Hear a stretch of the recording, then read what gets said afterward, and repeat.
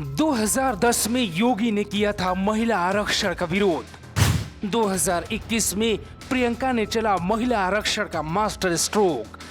क्या कांग्रेस प्रियंका के ऐलान से हो पाएगी दोबारा जिंदा? सियासत इसी को कहते हैं। कुछ साल पहले और कुछ साल बाद दोनों पेज को पलटने के बाद ही कहानी समझ में आती है।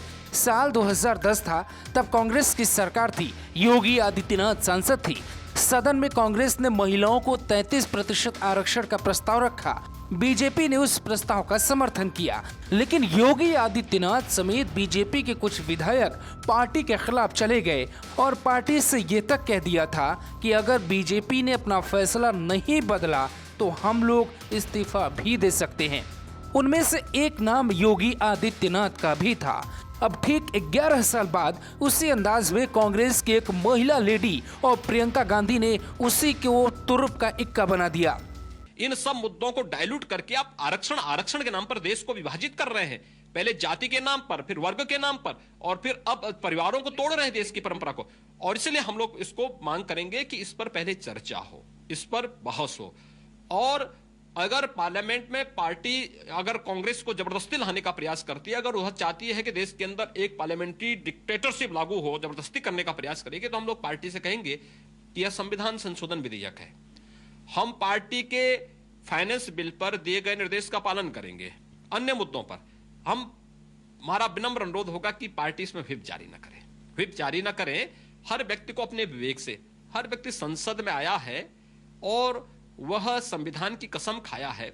संवैधानिक प्रावधानों का देश के हित में कहां उपयोग होना चाहिए, मुझे लगता है कि अन्यों से मुझे लगता है उसके अंदर भी बुद्धि और विवेक है, वह भी जानता होगा देश के हित में क्या है क्या नहीं है।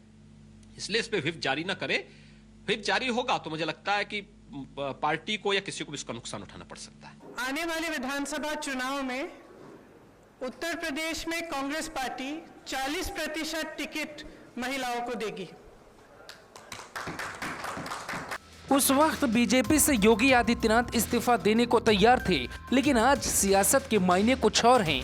प्रियंका के इस कदम के बाद क्या यूपी का चुनाव बदल जाएगा? फिलहाल प्रियंका गांधी भारतीय राजनीति में इतिहास रचने जा रही हैं, क्योंकि देश में पहली बार किसी राष्ट्रीय पार्टी ने 40% टिकट महिलाओं को देने का ऐलान किया है। कांग्रेस यूपी की 403 सीटों में से 161 सीटों पर कांग्रेस महिला कैंडिडेट उतारने जा रही है। इस ऐलान के साथ ही प्रियंका यूपी की पोस्टर वुमन भी बन गई हैं। उन्होंने अपनी प्रेस कॉन्फ्रेंस में एक नया नारा भी दिया है, लड़की हूँ लड़ सकती हूँ। ये नारा अब यूपी चुनाव का ट्रम्प कार्ड बन सकता है। क्या कांग्रेस पार्टी 161 सीटों पर महिला उम्मीदवार खोज पाएगी? ये भी एक चुनौती है। 2017 में चुनाव में कांग्रेस ने महज 11 महिलाओं को टिकट दिया था। 2021 में दावा है कि पार्टी 161 महिलाओं को टिकट देगी। बीजेपी ने 43 महिलाओं को टिकट दिया था, सपा 33, जबकि बसपा ने कुल 19 महिलाओं को ही टिकट दिया था। प्रियंका गांधी अब यही चाहती हैं कि किसी भी हाल में योगी आदित्यनाथ की छवि महिला विरोधी बनाई जाए, महिलाओं का नेता बना जाए। यूपी में तकरीबन 6.5 करोड़ महिला वोटर हैं, जिसके लिए प्रियंका ये प्रयास कर रही हैं। लेकिन जनता किसे चुनेगी, ये अधिकार जनता के पास है। वादों और दावों को छोड़ दें तो योगी सरकार में ही सबसे ज्यादा 32 महिलाएं विधायक हैं। भारतीय राजनीति में पंचायत चुनाव में भी इतनी भारी संख्या में महिलाओं की भागीदारी नहीं हो पाती। फिर विधानसभा चुनाव में प्रियंका कैसे वोट और नेता चुनेंगी, ये आने वाला वक्त बताएगा। Shubham Srivastava, Lucknow, global Bharat TV.